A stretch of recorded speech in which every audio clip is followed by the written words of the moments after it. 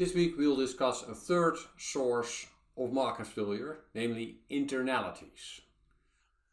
And that is related to self-control problems when the costs or the benefits of your actions are delayed. Let's look at the big picture. So what did we do over the last 4 weeks? So we looked at externalities as a source of market failure and public goods, i.e. free rider problems, and both meant that certain trading opportunities were not used and missing markets lead to outcomes that are not efficient.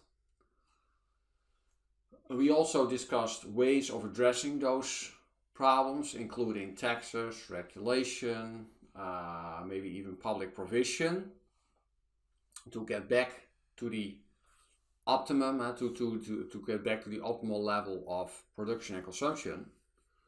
And then we always discussed how likely any of those ideas about addressing those problems are to be adopted in a democracy. Think back about vote trading and the median voter theorem. And it's absolutely not guaranteed that any of those policies are actually adopted in a democracy. Now, this week we'll be discussing so-called internalities. And internalities are very similar to externalities, but the difference is that you do not impose cost or benefits on others, and they never ask for it, but you impose cost and benefits on your future self. So you have your current self, your present self, and you also have your future self. And the costs and benefits that you impose on your future self may be that you do not take those into account when you take your actions in the here and now. Think about smoking, for instance, and the long-term negative consequences on health. We'll be discussing solutions, including mandates, nudges that should help to make the right decision. The right decision is basically the decision that is in line with your own preferences. And then we'll also discuss whether any of those policies are likely to be adopted. Alright, so the reading is different this week because this topic is not covered in our textbook. Surprisingly enough, because a large part of economic research is related to the topics that we discussed this week and related issues in behavioral economics.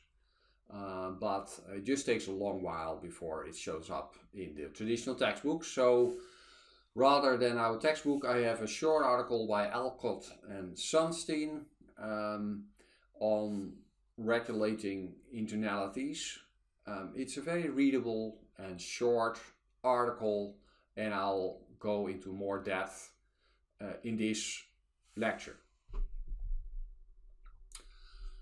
I'll first focus on goods with delayed benefits. Then I'll show you how to graphically analyze the consequences of those positive internalities, so imposing benefits on your future self. Then I'll show you that you can conduct a very similar analysis in the case of delayed costs.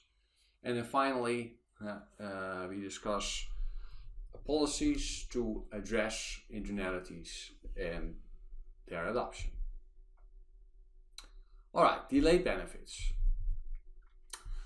So far, when we discussed trading, we always assumed that all of the costs and benefits were incurred immediately. So Adam would buy bread by giving up water, and those costs and the benefits, they're all immediate. But in practice, it holds for many goods that you have to incur costs now, but you only enjoy the benefit later. Think of studying. That there are many ways of spending your time, and studying may have its inherent enjoyment, but many of the benefits of studying are postponed until a later date, right? How are you going to deal with those decisions? So does that mean that you are not going to study, or is that something that you do not care about? That you internalize all the relevant costs and benefits? And that's today's topic. Here we have a student and on the left hand we have a student that is in line with what you were taught so far. So this student takes all of the relevant costs and benefits into account, and he or she, it's a he here, but he does not make a distinction between benefits in the here and now and benefits in the future. And they're all relevant, they're all taken into account, and based on the relevant benefits and costs, he chooses to follow an educational program, and he puts in his study hours. Whereas on the right, we have a student that in the exact same situation, in the sense that the same costs and benefits are relevant, but this student does not take all of the relevant benefits into account. Those benefits are in the future, and he is in a situation where he cares more about the present than the future, and as a result, he is looking at his phone rather than in his textbook. That's a positive internality. Whether we take those future benefits into account is obviously not random. It depends on the context in which we're placed, and in some contexts, so in not all, it may well be that you take your future benefits fully into account, but in some contexts, the very same individual, may not do so and shift his or her focus from the future to the present, and as a result, ignore all or a large part of the benefits of this action, study. Another way of putting it is that this person on the right is suffering from present bias. And the term says it, present and bias. And so we are biased towards values in the present at a cost of the future.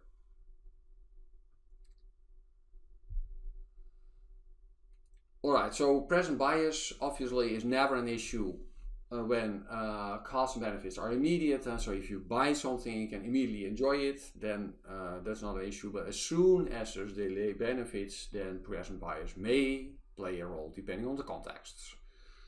Goods like studying are often called investment goods because they have a certain return on investment. You have to invest first and then you get your return. Don't confuse investment goods with financial investment. Okay, and then the question is, so what do we know about the contexts in which you are likely to suffer from present bias? There's some psychological research into this topic, and psychologists tend to make a distinction between the same individual, we're talking about the same individual, either being in a hot state or in a cold state. And a hot state is a fairly general term, and it relates to conditions like being very hungry, experiencing strong emotions, or certain motivational states such as experiencing pain or being sick. And those states, those hot states, affect your discounting of the future. So when you're in a hot state, then you're likely to heavily discount the future and focus on the present instead. So then you're likely to suffer from passive bias. But when you're in a cold state, then this does not occur. Then we can plan and follow up on our plans, no problem. So that basically means that in certain cases, we know perfectly what we want, but we may not follow up on what we want. So we may actually do things that are not in our own best interest. And that's obviously very different from what we have discussed so far. So far, we always discussed Adam and Eve in the Advert box. So what do they want? What are the preferences? What's the valuation? What do they then do? And they would never hurt themselves, but in practice, this may not hold, right? Also from your own experience probably, you sometimes make decisions that do hurt yourself. It's very important to realize that the problem is not that you do not know what you want and as a result you make poor choices. No, you do know what you want, but you just don't follow up on your plans. And in this particular case, the problem is that certain parts of your benefits are in the future. And when you're in a hot state, so in a certain situation, like being very hungry or being distracted by a smartphone or what have you, then you forget about the future, you limit yourself to the present. You then make your decision like, I'm gonna watch a movie rather than studying, and that may lead to decisions that you will later regret. The trouble is that it's very difficult to commit yourself to your plans, and so there's no lack of plans based on our preferences, but we may fall into the same trap again and again.